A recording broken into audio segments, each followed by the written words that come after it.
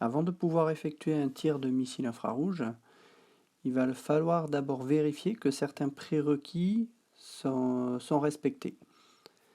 Nous sommes ici en position avec notre F4 Phantom et nous sommes juste derrière un MiG-19 qui est ici, même altitude, un peu devant. Nous sommes en bonne position donc pour pouvoir effectuer un tir de missile, mais nous allons quand même vérifier que les paramètres sont bons. Donc, tout d'abord, premier prérequis, il faut que l'appareil soit déjà visualisé par notre pilote. Donc il faut que dans les paramètres, on ait déjà acquis en visuel l'appareil pour pouvoir tirer un missile dessus. Ça, cela paraît évident puisque le missile infrarouge est un missile qui s'utilise à vue. Ensuite, on va vérifier que les paramètres de tir, et notamment le field of view, c'est-à-dire la vision en fait du missile, permet de voir en fait la cible. Donc pour cela, il faut déjà se référer à cette carte-là, Limited Radar Arc Diagram. Donc lorsqu'on est les ailes à plat, donc on n'est pas en virage, on va devoir appliquer ce cône-là et s'assurer que la cible est bien dans le cône en question, afin de vérifier que l'on est bien en position de tir. Donc dans le cas que l'on est ici, on est au milieu d'un hexagone, on pointe vers un bord d'hexagone, on va donc vérifier que la cible se trouve bien dans ce pinceau-là. Donc on compte 1, 2, 3, 4, 5. On va voir ça. 1, 2, 3, 4, 5.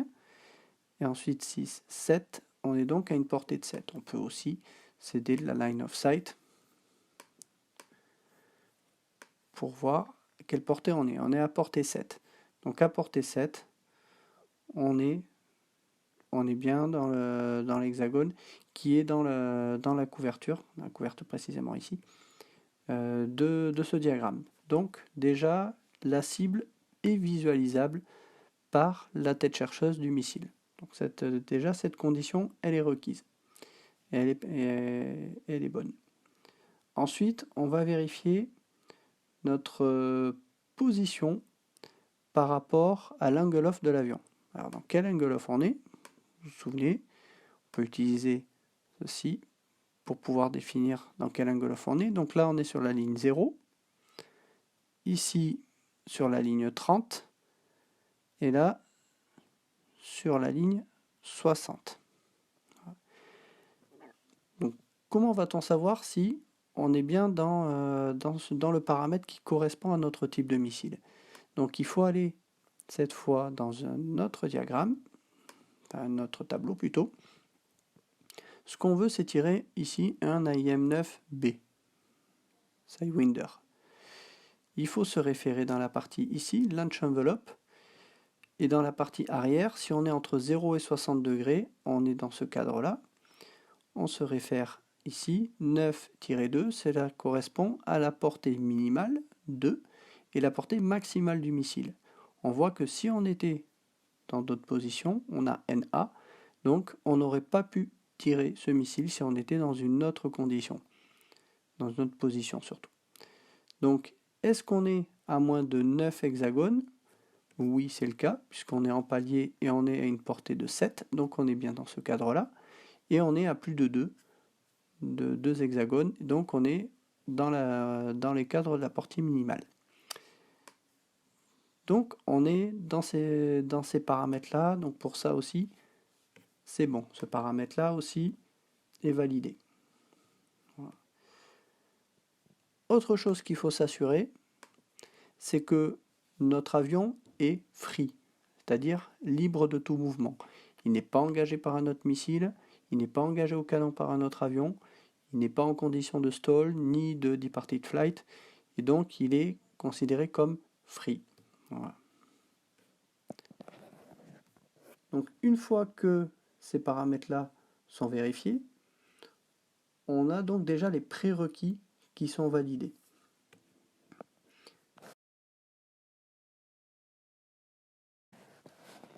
Il y a aussi un autre paramètre à vérifier également avant, c'est la position de notre avion par rapport à la cible. En effet, il faut que le nez pointe vers la cible.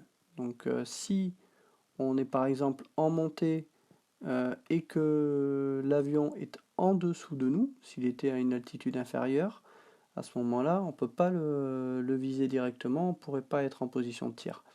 De la même manière, si on était en descente et que lui était au-dessus de nous en altitude, on n'aurait pas pu le viser également dans ce cadre-là.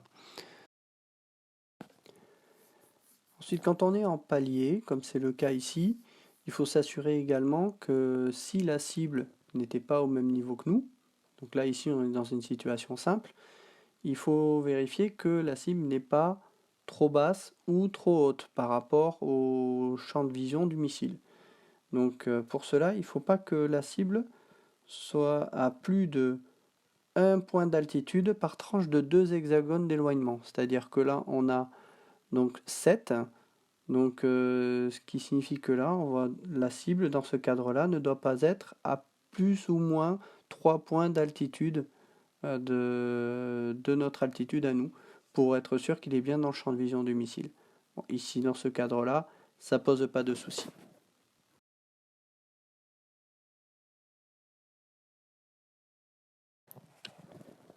Paramètre suivant à prendre en compte, c'est la technologie de la tête chercheuse.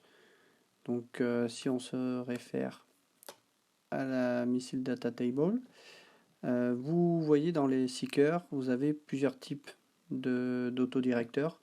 Donc dans le cadre des missiles infrarouges, ceux qui vont nous intéresser, ce sont les E, les I et les M.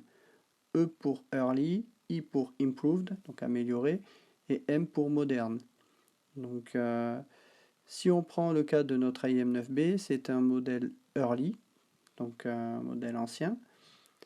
Et donc dans ce cadre-là, c'est expliqué dans les règles, dans le livret des règles qui n'est pas répertorié justement dans le logiciel de SpeedOfIT ici.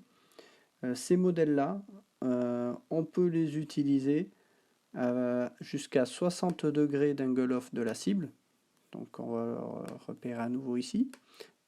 On peut l'utiliser dans ce cône-là si l'avion est avec une post-combustion, donc en réglage de puissance AB. Si on regarde ici, il a fini son tour de jeu en AB, donc on peut le tirer avec ce missile-là jusqu'à 60 degrés. Si par contre il n'était pas en AB, en post-combustion, à ce moment-là, le missile serait limité à 30 degrés, donc ici. Donc dans le cas que l'on a ici, on est donc dans les 30 degrés. Donc que l'avion soit en post-combustion ou pas, la tête chercheuse sera en mesure de pouvoir détecter l'objectif.